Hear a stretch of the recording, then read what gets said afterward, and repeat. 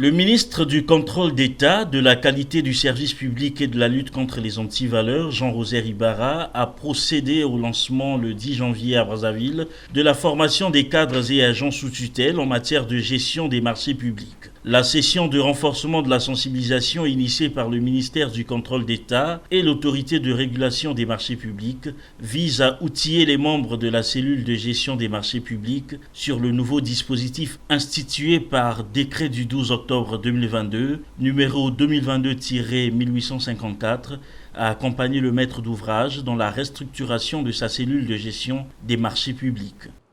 Ce nouveau décret est une contribution importante à la politique de bonne gouvernance prônée par son Excellence, M. Denis Sassou Nguesso, président de la République, chef de l'État.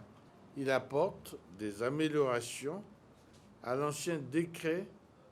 2961 du 20 mai 2009 portant organisation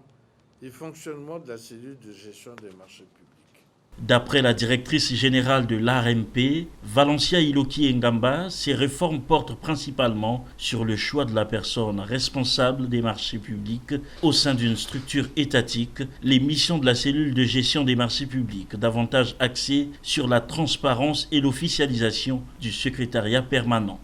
Afin de rendre plus efficaces les cellules de gestion des marchés publics instituées auprès des maîtres d'ouvrage, ce nouveau texte apporte la clarté sur la place du maître d'ouvrage dans la gestion des marchés publics, les précisions sur la nomination de la personne responsable des marchés publics, ainsi que ses missions dans la gestion au quotidien de la cellule de gestion des marchés publics. Ce décret apporte également l'officialisation du secrétaire permanent comme entité permanente au sein de la cellule de gestion des marchés publics pour assurer sa stabilité. Elle apporte par ailleurs la définition de manière précise du profil de la personne responsable des marchés publics ainsi que des autres membres de la cellule de gestion des marchés publics. Ce dispositif est un indicateur de bonne gouvernance et un instrument de politique économique, a rappelé le ministre Jean-Rosaire Ibarra, ajoutant que celui-ci contribue au renforcement de la confiance des investisseurs. Dans le cadre du renforcement de l'efficacité dans la passation des marchés, le gouvernement a adopté ce nouveau décret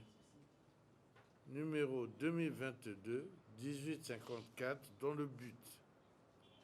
d'alléger le fonctionnement de la cellule de gestion des marchés publics et de la commission de passation des marchés, d'assurer que le personnel est recruté sur la base de critères objectifs et de garantir que la cellule et la commission sont dotées de ressources humaines possédant les qualifications techniques de base.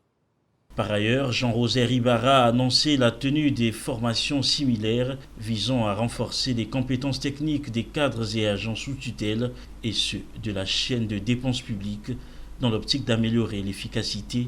dans l'utilisation des deniers publics.